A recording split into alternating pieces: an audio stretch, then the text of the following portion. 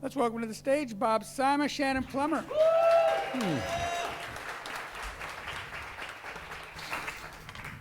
Whew, my goodness. You guys have no idea how good you look, how good you feel, and how good it feels to be out on the road again. My goodness. I remember coming here when all of this newness that is now manifest was a dream. How beautiful it is to see the expansion, not just of the building, but that means that hearts are expanding. And what a beautiful celebratory time it is for all of us to gather and to share the abundance that we experience so much of in so many ways, right? I love it. So, a few weeks ago, Richard reached out to us and said, "What's your talk title going to be?" Bob's like, "Hey, honey, what's your talk title going to be?" "I don't know. What do you want me to say?" "I don't know." I said, "Tell him the mystery of life." He goes, "Well, that's broad." Yes, it is indeed. And somehow, some way, what happens is 3 of Bob's songs kind of trickle into my consciousness after I mentioned the talk title. And lo and behold, they somehow all fit together, and I pull them together. I usually don't know how it's going to happen. This time, we were getting ready to leave for this 5-week tour on the road, and I opened our little book nook, we call it. You know, under the stairs, sometimes you have that closet. We have shelves and all our games and our books in there. And these 2 books said, "Hey, take me." This book I got in college over 25 years ago. Haven't opened it in 20 years. But it's traveled with me to like 18 places that I've lived. And this book I got, probably in 2012, the summer after we met, when we were out in California. I can tell you, this is like a PhD thesis. And I've read bits and pieces of it, and I've never read it from cover to cover. I was like, all right, I trust it. What's going to happen here? So yesterday, on our 14-hour drive from our new home in Florida, this is what happened. So I want to invite you today into an esoteric experience, the mystery of life. Scientific studies have documented that brain activation is associated with different types of input, okay? So the spoken word activates a certain portion of the brain. So I'm activating your brain right now with my words. And that activation depends on the quality of the voice, the temperament, and the comprehension of the language being shared. Instrumental music has the ability to activate different areas of the brain than the spoken word. The degree of activation is influenced by quality, harmonics, interpretation of that instrumental music, and the level of musical training or appreciation of the listener. So music, you see where I'm going here? Music plus lyrics, music plus spoken word, sung word, has the potential to activate all areas of the brain that are affected by both spoken word and instrumental music. So from all of that, we can deduce that the most optimal exercise for the synapses in our brain would be music that makes us feel good and that is perceived by the listener to have positive lyrical message and harmonious resolve. Fair? Fair enough. That's where we're starting.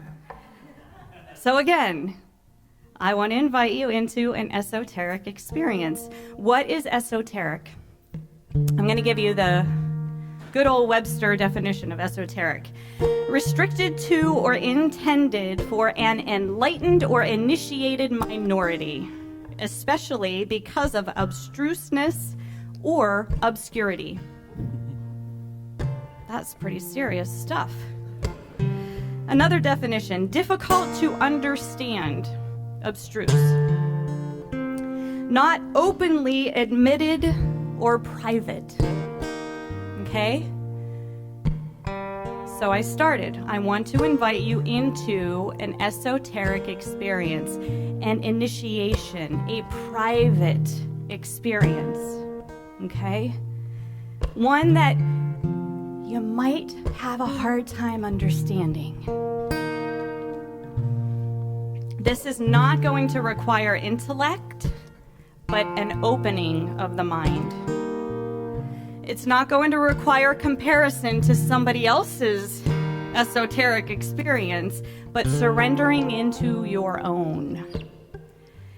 It's not going to require the use of the brain, but permission for your brain to use you as a vessel. It's not an exercise for the majority, but an initiation for your own creative spirit. So, are we ready? Yeah. All right. So, with this experience, I invite you to sink in. I want you to listen to the lyrics of Bob's song. You can choose to close your eyes. You can choose to focus on a single point of focus in the room, whatever feels most comfortable for you. However you can experience these lyrics to create this experience, that is your open invitation to your heart, your mind, your soul, and your body to allow those 4 levels of being to navigate you through this beautiful song. When no one is looking, I swallow the deserts and clouds, and I chew on mountains because I know they are sweet bones.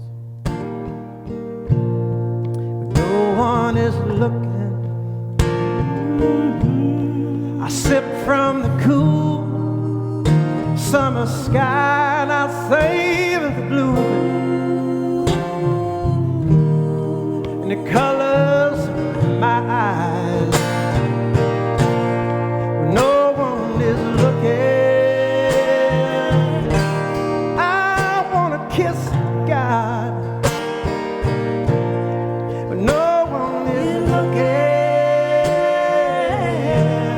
I want to kiss God.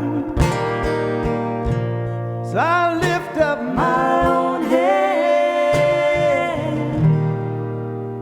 to my mouth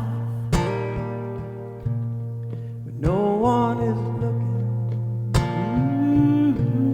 I call forth the thunder and the rain, and I lasso the sunshine, and it holds the blood in my veins.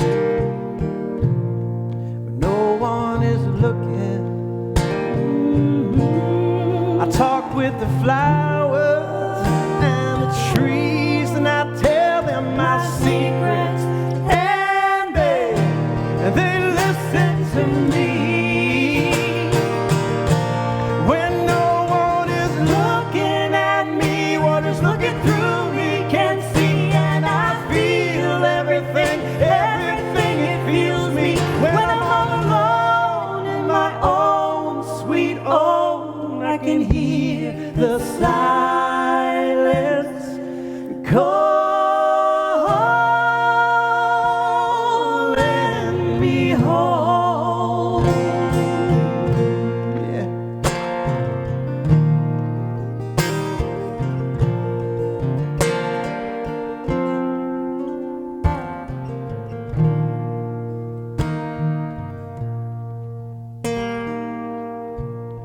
When no one is looking,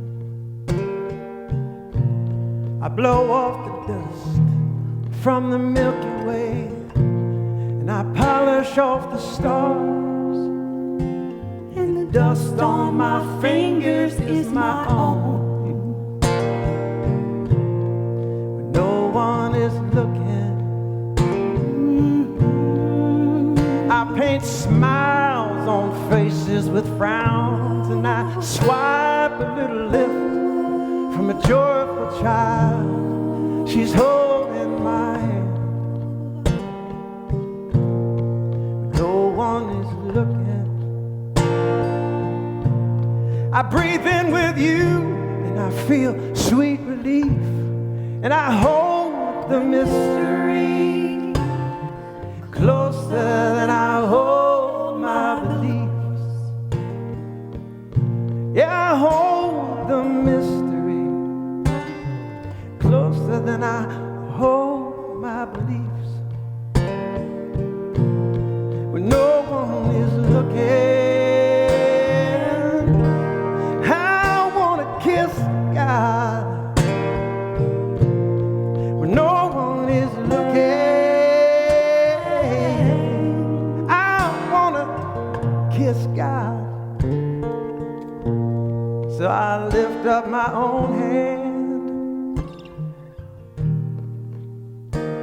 to my mouth. Yeah, I lift up my own hand to my mouth, and I lay one down.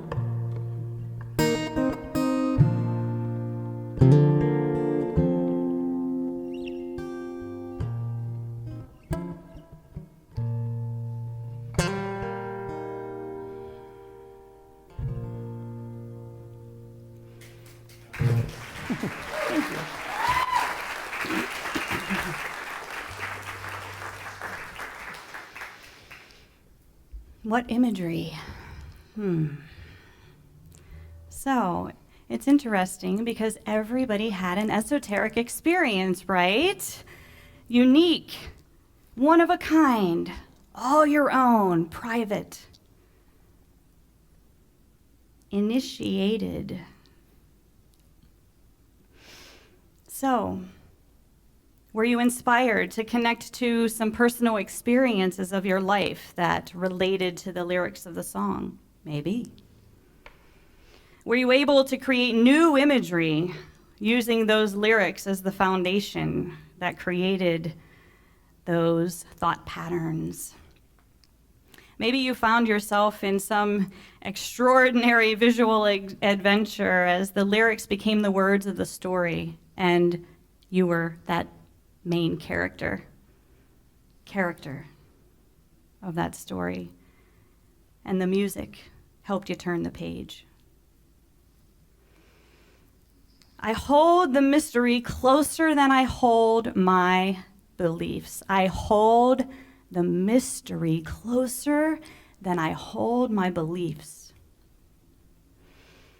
That's esoteric in and of itself. The mystery within the experience that you just had is way more important than any belief that might have limited you in that experience, from having that experience.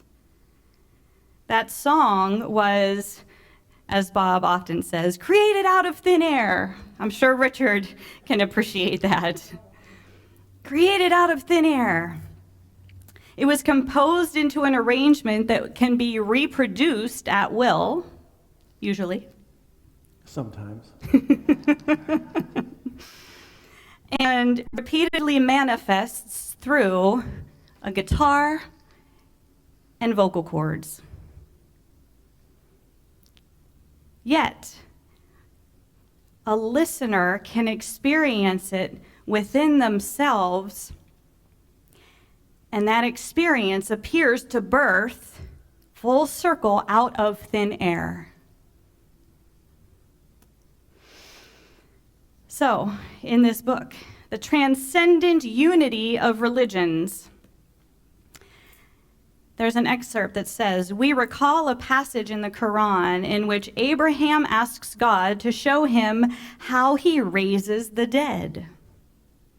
God answers with the question, dost thou not yet believe?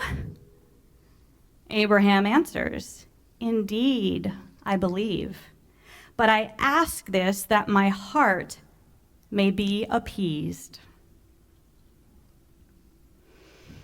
It is in this sense that it is, in our view, always permissible to recall truths which in themselves are quite evident, especially since the most widely known truths are often the most misunderstood.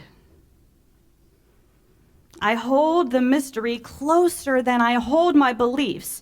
Could it be that our beliefs might sometimes prevent us from recognizing and embracing the magic of a mystery that is happening to, through, in, around, and at us? Is that potential mystery what we have come to define as religion or spirituality? Our own personalized understanding of religion and spirituality. Could our beliefs possibly downgrade the mystery to a mis-story? You see what I did there? Mystery to mis-story. I hold the mystery closer than I hold my beliefs. I hold the mystery closer than I hold the mis-story. So, again, returning to the transcendent unity of religions. Schuon has a passage on the esoteric-exoteric distinction as deriving from spiritual types. Intimations and realizations of the supreme identity appear in varying degrees of explicitness in all revealed religions and constitute the point at which they are one. But this establishes religious unity on the esoteric plane.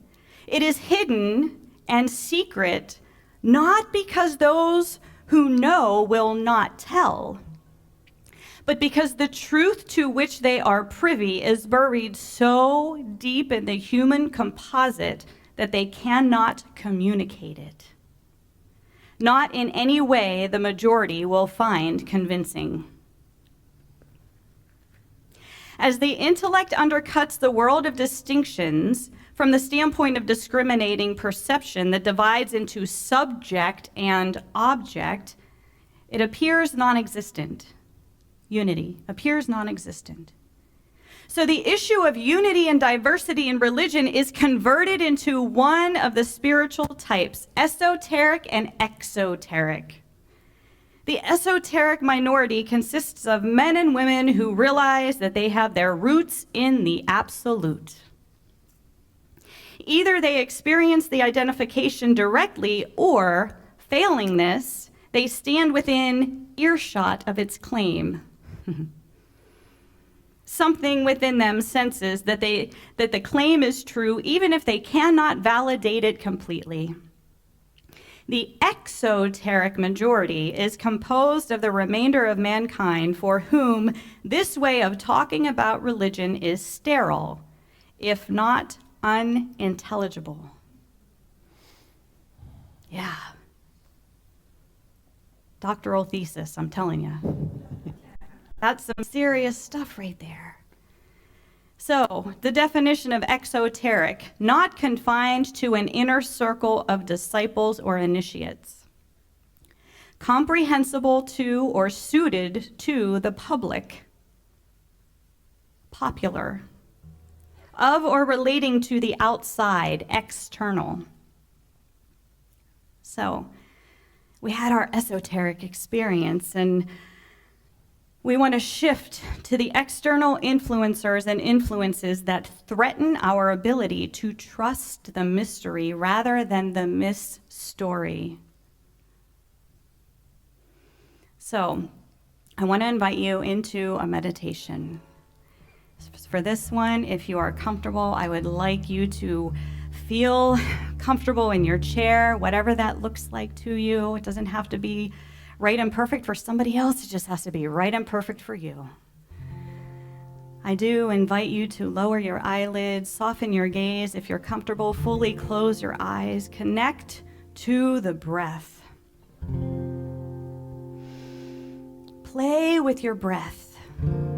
Give it a little attention and direct it to different parts of your body. And as you send that life-affirming, life-activating breath to different parts of your body, allow it, give it permission, and ask it to activate those parts of your body, all of the cells in that part of your body.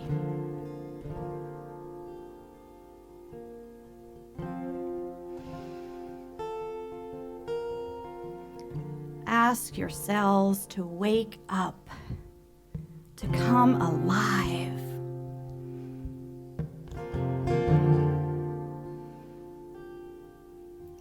Allow your breath to lead you to your inner knowing.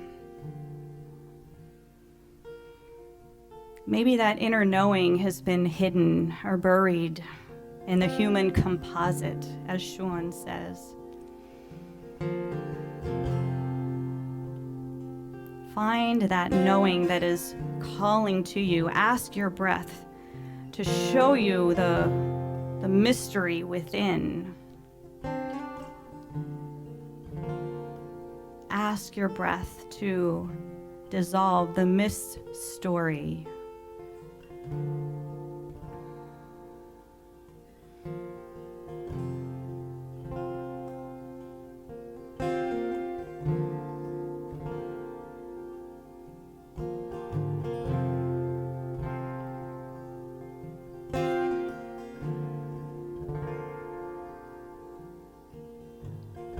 This here is sacred.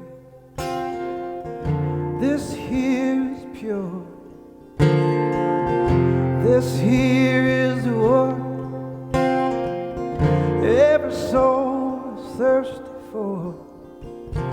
Not a single ripple on the water.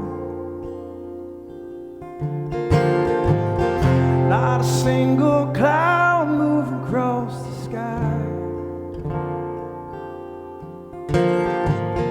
The way it feels, the words can't find.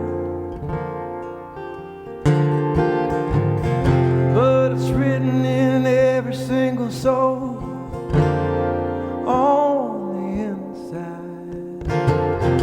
They hide it, hide it, hide it on the inside. You'll find it, find it, find it when you don't try.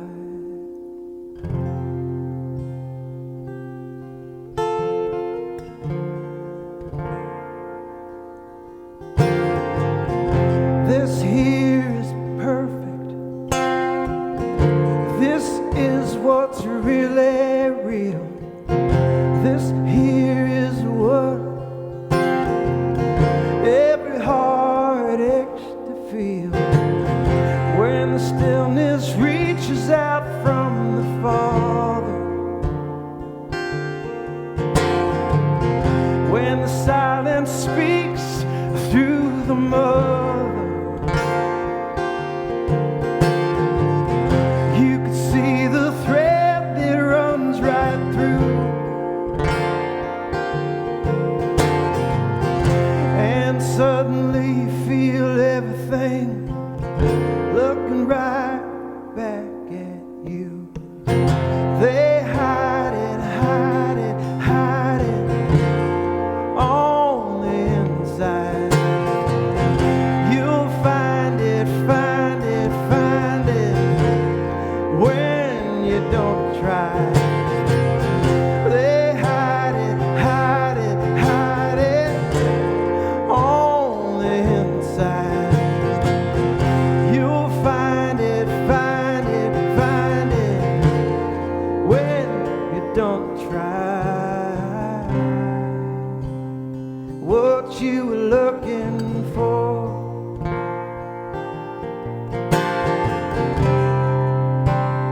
What you were looking for.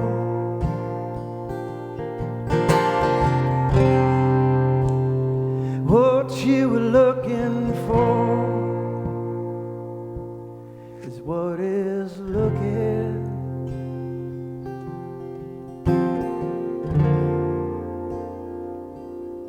Is what is looking.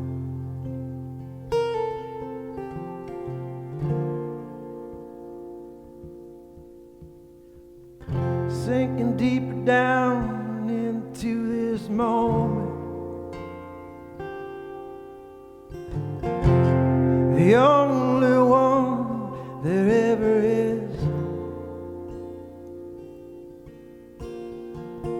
You could taste eternity, know the definition of unity, of every single solitary being that's ever been breathing every daydream, they ever been dreamed and every belief they ever believed. You come eye to eye with every truth and know that every bird was singing just for you.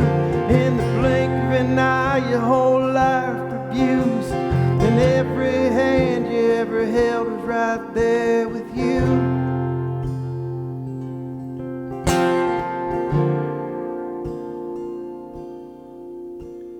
In every room that's ever fallen still, and in every room that ever will, the spirit arrives and it shows its face.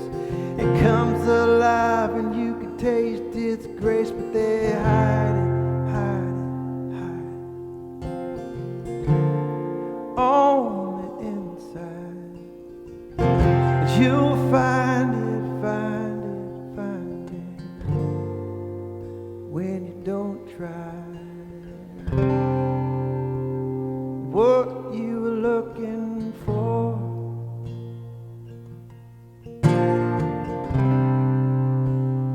what you were looking for,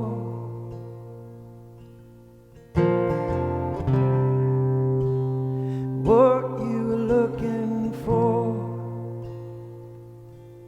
is what is looking.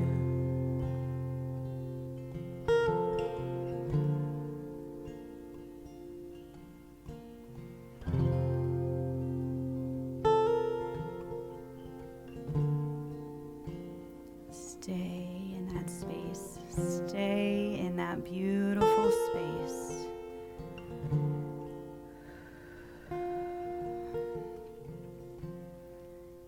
And show some gratitude for those hidden gems, those forgotten jewels,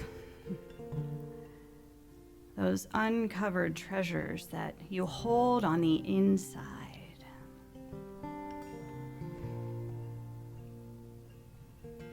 And I invite you to welcome those exoteric concepts and misunderstandings that challenge the mystery that is you. Allow them to come face to face with the esoteric being that you reconnected today.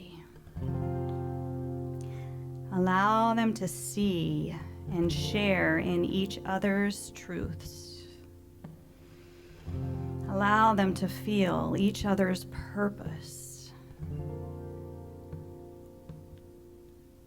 Allow them to become friends. Esoteric meets exoteric, and together they form unity.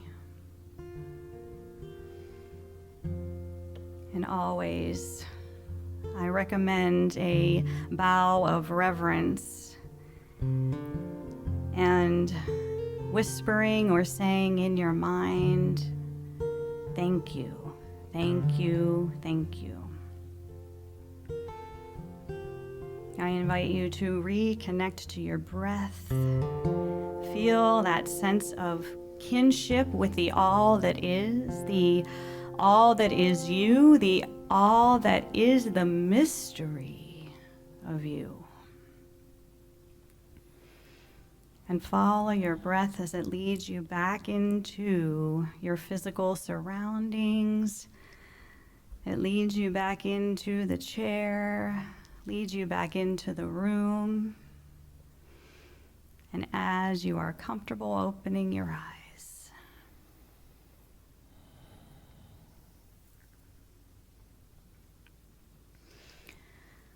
they hide it on the inside.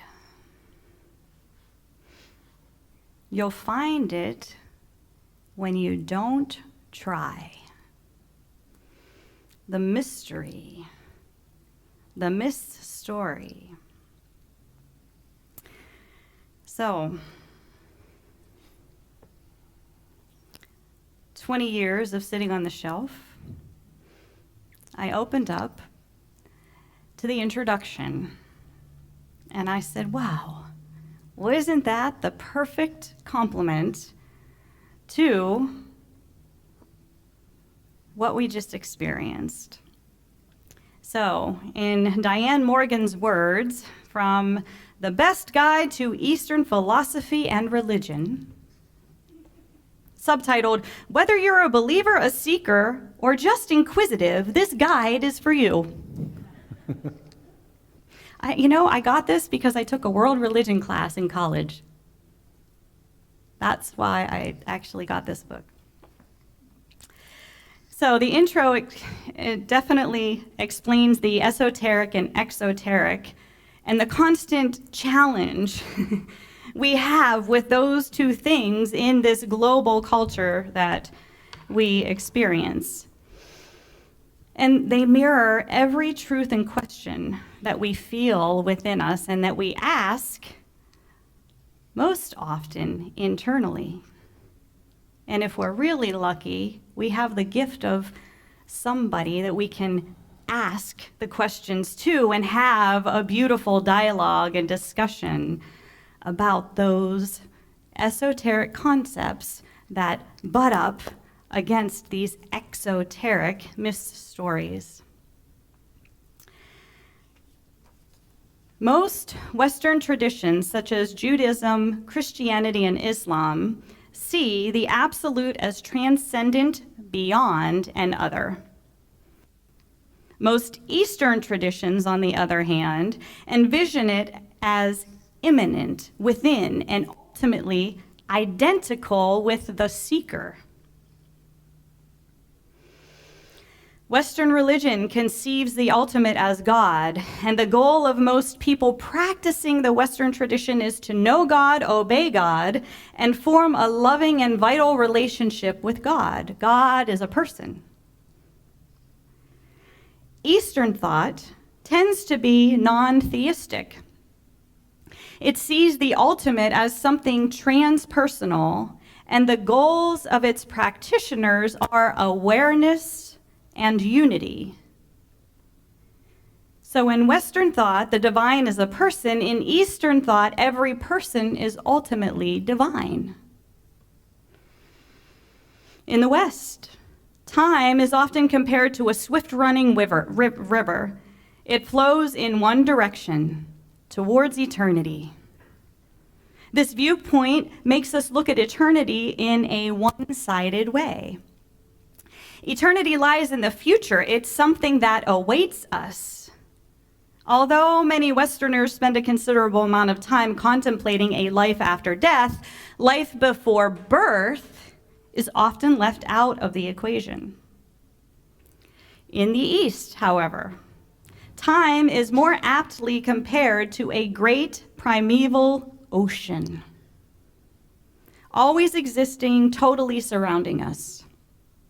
It's our source and our destination. Eternity doesn't await us, for we are present in it right now. Western religions depend upon historical events to give significance to their most precious beliefs. God acts through history to teach lessons, redeem, or punish. This concept is entirely absent from Eastern philosophy. Although it would be wrong to say that history is meaningless, it would be better to say that history is a reflection of human rather than divine action. It results from our acts, not God's plan. In the East, lines blur between religion and philosophy. The sacred is not distinct from the profane. All branches of knowledge are seen as aspects of one truth.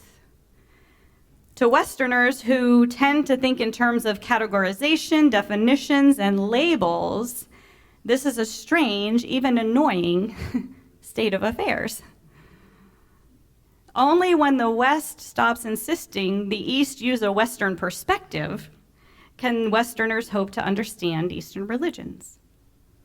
And I know here in Unity, we honor all paths, right? We begin to make that integrated.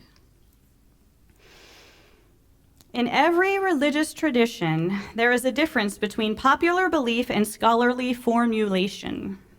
Popular customs differ from place to place, and scholarly attitudes are far from monolithic. And both change over time, sometimes radically. Religion that has been exported to a different culture assimilates some of the attitudes and folkways of that culture. Most troubling, however, is the inevitable gulf, often vast, between the ideals of any religious tradition and the way it is actually practiced. Too often, when comparing religions, we are inclined to value our own religion by its ideals, while denigrating other religions based on the habits of their practitioners. This is tremendously unfair, of course. The truth is that few individuals of any faith live up to the noble concepts espoused by their religious heritage. This is in the nature of things. The great world religions have this one thing in common. They give us something to strive for. Religions are not for perfect people. Perfect people don't need a religion. They need worshipers. Most of us aren't perfect, however, and we aren't living the ideal life. Why is this? The missed story of life. The mystery of life. You're going to end it there? I am going to end it there. No, you're going to end it. Let's give her a round of applause.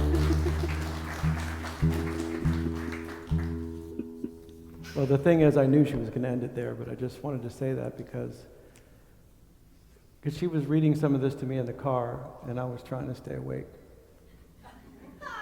That is a thick book. I'm not her talk, but you know the book.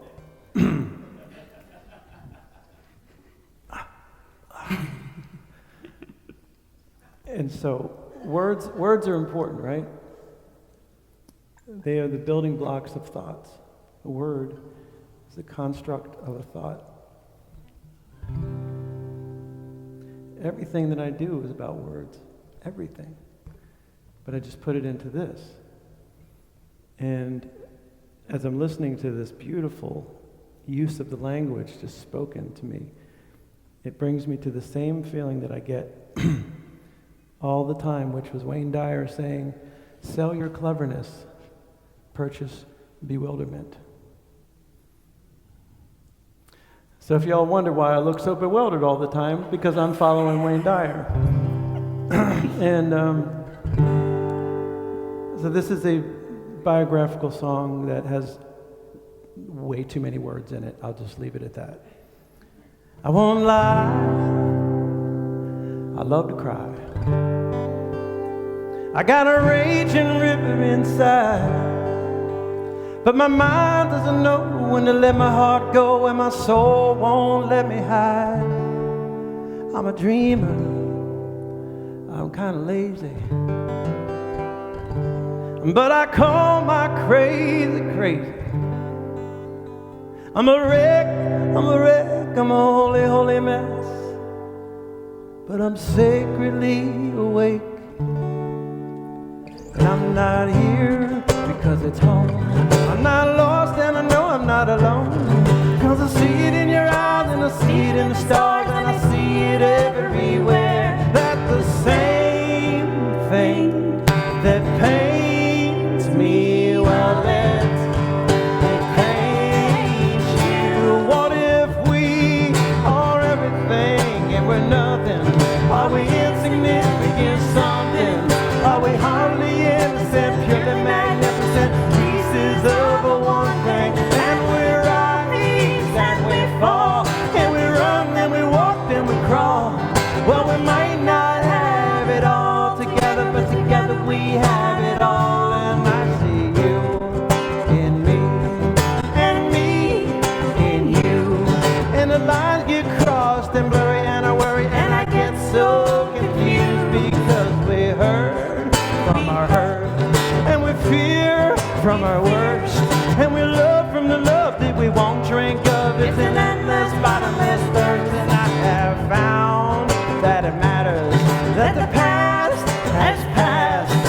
you dare to let it go and you stare down the ghost, well, the ghost stops staring back.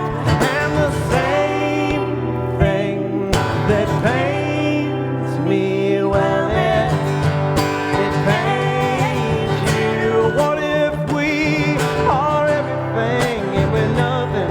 Are we insignificant somethings? Are we hardly innocent, purely magnificent pieces of one thing? And we rise and we fall, and we run and we walk, then we crawl. Well, we might not have it all together, but together we have it all. And when you see me, you can know me, 'cause I'm a little bit of her and him, I'm a little bit of me and you. There are no strangers, we're in danger of missing out on this truth, that there are sages and there are queens. There's the seen and there is the unseen. When you gaze in the mirror, will it ever get clearer? Can you wake up from this dream that there are lies before your eyes? We're all wrapped up in a disguise. Well, the truth needs no proof, and it goes by many names and many languages and many faiths. Stop seeking, you're seeking you, and be still and you know that it's true. If you don't believe it, there's a man by the river with a bucket of water to sell to you.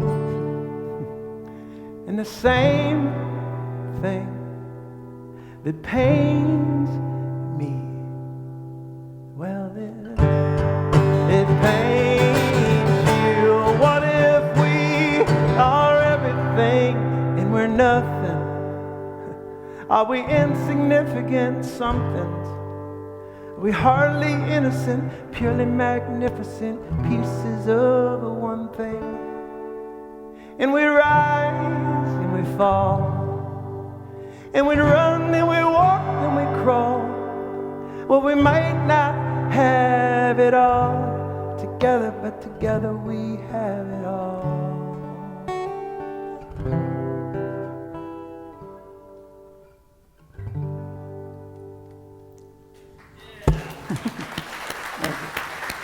Thank you.